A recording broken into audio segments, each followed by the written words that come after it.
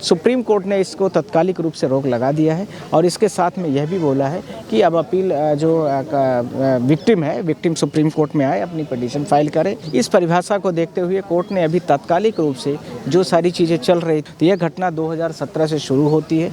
2017 में जब शुरू होती है तब आप सबको पता है कि पीड़िता ने 2 बच्चे होते हैं, उनके ऊपर आरोप लगाए जाते हैं। पूरे ग्रुप के साथ में एक पीड़िता के साथ में बलात्कार की घटनाएं घटती हैं। बायोलॉजिकली जब तक ये जीवन में जिएंगे तब तक के लिए इनको इम्प्रिजमेंट किया गया था। नहीं, देखिए, कोई भी मैटर का यदि स्टे ऑर्डर हो रहा है तो तात्कालिक जब तक ये मैटर यहाँ पर पेंडिंग रहेगा, क्योंकि अब सुप्रीम कोर्ट में मैटर आ चुका है, तब तक जब तक की सुनवाई होती है तब तक के लिए मैटर को स्टे ऑर्डर कर दिया जाएगा। तो इंक्वायरिंग पार्ट में वो अपना ऑब्जेक्शन फाइल कर रही है, उसके आगे उसके पास कुछ था नहीं। क्रिमिनल यदि कोई भी चीज़ प्रोसिक्यूट हो रहा है, चाहे प्रधानमंत्री हो चाहे एक सामान्य व्यक्ति हो, सबके लिए एक ही घटनाएं घटती हैं, सबके लिए एक ही नियम होगा।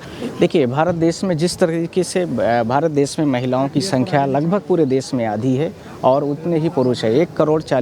140 करोड़ की जो पूरे देश की आबादी भारत के टेरिटरीज में, उसमें एक फेडरल स्ट्रक्चर है। यदि कहीं भी कोई भी पीड़िता के साथ में किसी भी प्रकार के अन्याय होता है तो भारत देश में बेसिक कोर्ट से स्टार्ट करके आप सीधा क्रमशः सुप्रीम कोर्ट आ जाते हैं। इस मैटर में आप सबको पता है कि पहले 30 हज़ारी कोर्ट में ट्रायल हुआ, उसके बाद एक क्रमशः हाई कोर्ट गया, हाई कोर्ट से सुप्रीम कोर्ट आ गया है।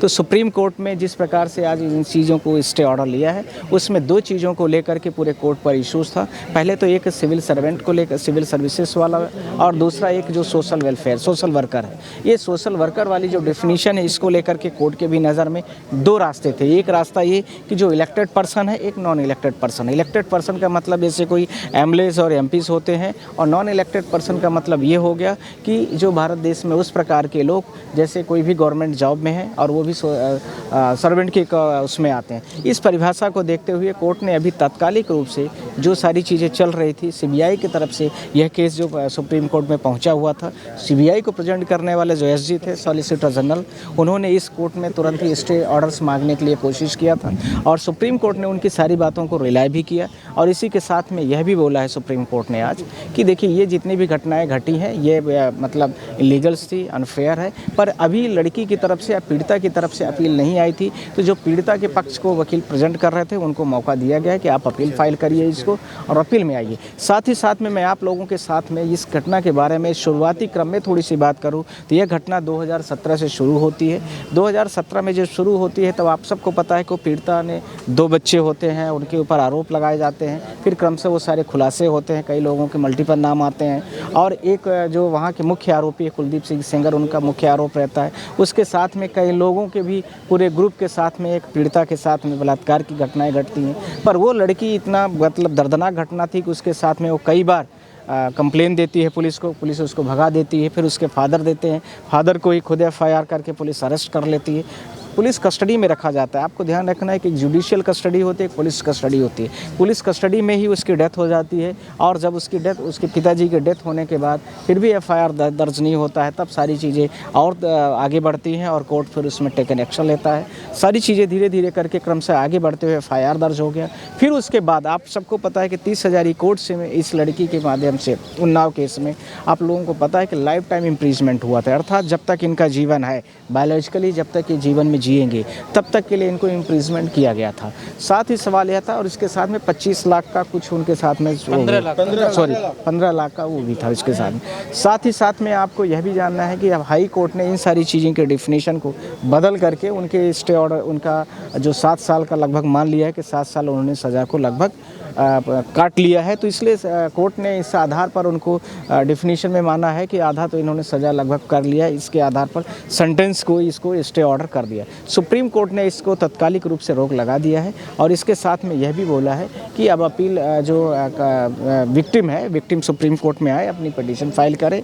कुलदीप सिंह सेंगर के तरफ से जो एक्यूज्ड है, उनकी तरफ से भी बहुत सारे वकील आए थे, पर उनकी भी बातें इधर उधर को घुमा करके ही थी। पर मुझे लगता है कि कोर्ट आज जिस तरह से पीड़िता के फेवर में न्याय दिया है, वो मुझे लगता है कि पूरे भारत देश के लिए क्या सर जो हाई कोर्ट ने ग्राउंड बनाया था वो गलत साबित करते सुप्रीम कोर्ट ने? नहीं, देखिए, कोई भी मैटर का यदि स्टे ऑर्डर हो रहा है तो तात्कालिक जब तक ये मैटर यहाँ पर पेंडिंग रहेगा, क्योंकि अब सुप्रीम कोर्ट में मैटर आ चुका है, तब तक जब तक की सुनवाई होती है तब तक के लिए मैटर को स्टे ऑर्डर कर दिया जाएगा और इसके बाद की जो भी चीज़ें होंगी वो आगे बढ़ेंगी और उसके साथ आगे चलता रहेगा। इसके साथ में यह भी है कि तात्कालिक रूप से जो कुलदीप सिंह सेंगर को वहाँ से दिल्ली हाई कोर्ट से रिलीफ मिली थी, वो सारी रिलीफ खत्म हो गई। साथ ही साथ में यह भी कहना चाहता हूँ मैं आप तो एक लोगों बड़ा से, झटका माना जाए कुलदीप सेंगर को। 100% इसमें कहीं कोई शक ही नहीं है। कुछ समय के लिए कुछ समय के लिए, करेक्ट। पर यह है कि जब फाइनल ऑर्डर आएगा, वो फाइनल ऑर्डर में सब चीज़ें डिसाइड की जाएंगी। पर यह बहुत जघन्य, बहुत रेयर और रेयरेस्ट कंडीशन का केस है भारत देश के लिए। मुझे लगता है कि इसमें जल्दी सुप्रीम कोर्ट इसमें बदलने वाली नहीं है। फाइनल ऑर्डर में वो बाहर भी आ सकता है, जमानत मिल भी सकता है सुप्रीम कोर्ट से। देखिए अभी हाँ, इन फ्यूचर में तो चीज़ें बहुत कुछ हो सकती हैं, और ये सारी चीज़ों को लेकर के कोर्ट ने ये बोला भी है कि आप लोग पहले अपील फाइल करिए, फिर हम पीड़िता पक्ष को भी सुनेंगे, उसके बाद घटनाएं के बारे में। क्योंकि सीबीआई आई थी, सीबीआई जो है वो इंक्वायरिंग पार्ट था उस पूरे केस का, तो इंक्वायरिंग पार्ट में वो अपना ऑब्जेक्शन फाइल कर रही है, उसके आगे उसके पास कुछ था नहीं। इस चीज़ को ध्यान रखने की ज़रूरत है आप ये सबको। सीबीआई का मामला है। ये सीबीआई ने किया था। बाकी जितने भी लोग आए थे वो सारे के सारे लोग उसमें इंटरवीनियन थे, और इसके साथ में कैबिनेटर थे, और इसके साथ में और भी लोग आए थे। सीबीआई मतलब सरकार की तरफ से है ना ये सर? सीबीआई इंक्वायरी जो कराई गई थी वो कोर्ट के माध्यम और सरकार के माध्यम का प्रेजेंटेशन था। पर इतना ज़्यादा मीडिया और न्यूज़ चैनल वालों ने उस चीज़ को इतना हाईलाइट किया था, मुझे लगा कि सरकार ने अपने एक बेहतर रास्ते को अप्लाई करते हुए इस चीज़ को कोशिश की। वजह से हुआ है क्या? ऐसा आप लोगों की तरफ से ये कह सकते हैं कि आप लोगों ने काफ़ी बड़ा मीडिया ने, और उसके साथ में जो पीड़िता के साथ में एक लेडीज़ थी, उनको भी मैं नमन करता हूं कि उन्होंने बड़ा सहयोग किया आप सबके साथ में।